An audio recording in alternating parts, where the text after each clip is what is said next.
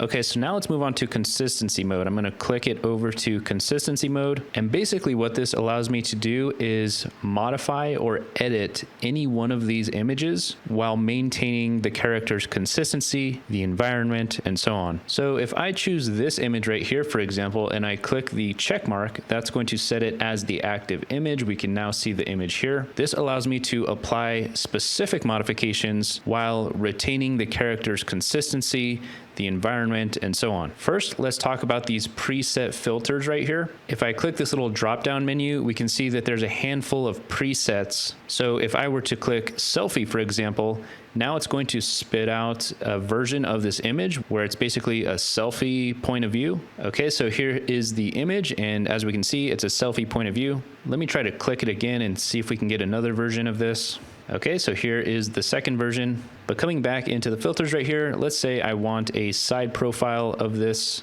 right? And so now it's generated a side profile of this person. Let's say I want an over-the-shoulder shot of this. Okay, so now we have an over-the-shoulder shot. Let's say we want the image from a little bit of a more zoomed out perspective. Okay, so this is super fast and convenient if you're making a video where you have to have multiple perspectives or scenes of a character. And so coming back to this one, for example, we now have this over-the-shoulder shot, but let's say we want the character to be talking to someone. So I'm gonna go ahead and select it as the new active image, and now I can make specific modifications to that image. So here I said, keep everything the same, but add a man into the scene. He's talking to the woman. I'll set this as the new prompt, click generate, let's see what happens.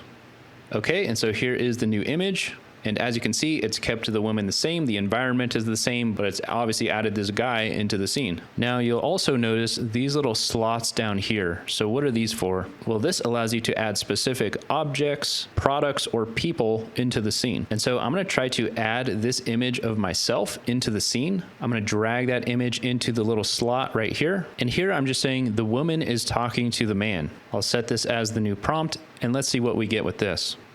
Okay, so here is the new image, and I think it did an okay job here, but here I just modified the prompt saying add this man into the desert scene. We are looking at him over the woman's shoulder. So a little bit more specific this time. Let's see what happens.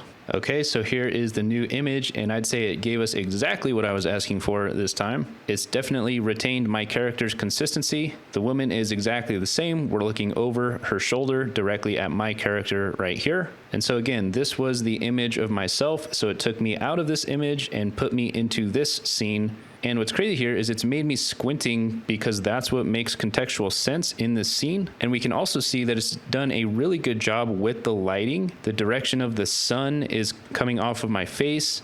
We can also see the lighting from the desert on the suit, whereas the original image didn't have any of that. So I'd say it did a really good job of taking my character and putting him into the scene, adding the proper lighting and context. Really well done. Now this is also really good for product promotions, logos, mock-ups, and everything like that. For example, if we talk about this image again, I'm gonna go ahead and bring that image, drop it in here so it becomes the active image. And again, switching this into consistency mode. I also have this image of this t-shirt. So I'm going to bring the t-shirt into the first slot here. And I also have this image of this logo. So I'm going to bring the logo into the second slot there. And for the prompt, I'm just saying, put the t-shirt on the man, put the logo on the shirt.